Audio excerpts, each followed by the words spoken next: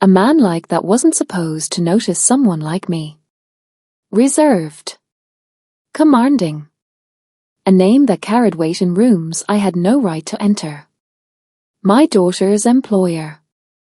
And yet, from the first moment, there was something neither of us could define, nor resist.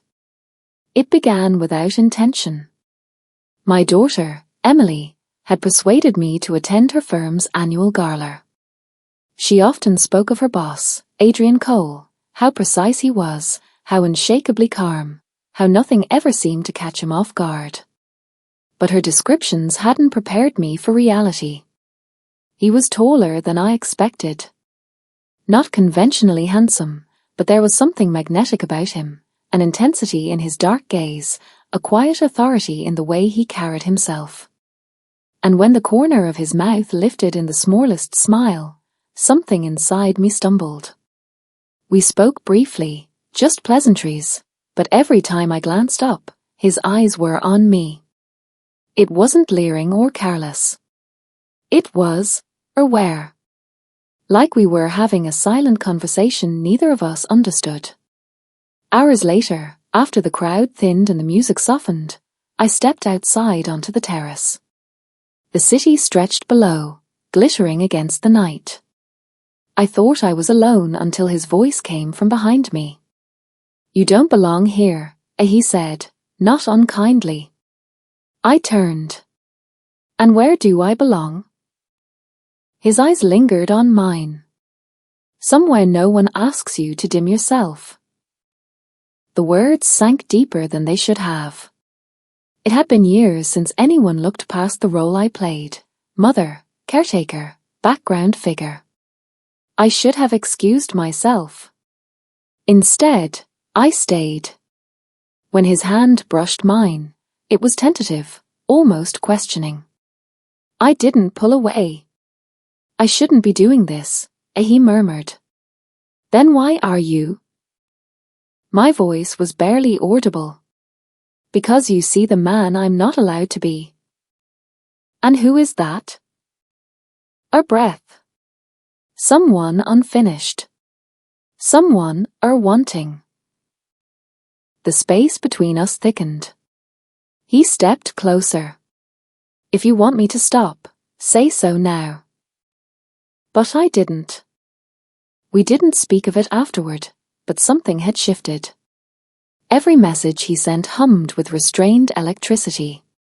He never crossed a line outright, but he made it clear neither of us had imagined the pull. One afternoon, I found myself outside his office. I didn't know why I'd come until I stepped inside and saw the way his eyes softened. "I haven't stopped thinking about you," he said. "You're not alone in that," I replied. He moved toward me, slowly, deliberately. "This complicates everything," I whispered. "I followed the rules all my life," he said quietly. "And all they've left me is empty." His words struck something raw. This wasn't a passing thrill. This was the kind of thing that could wreck lives. I thought of Emily. My history. The careful balance I'd maintained for years. "I don't know how to do this," I admitted. "Then we'll learn together," he said. The next morning, he texted, "I meant what I said. I won't push, but I won't disappear." I stared at the screen for a long time. Then another message appeared. "I'd like to see you tonight. Only if you want to."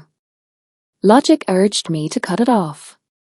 But another voice, one I hadn't heard in years, whispered, "What if this is what you've been waiting for?" I said yes.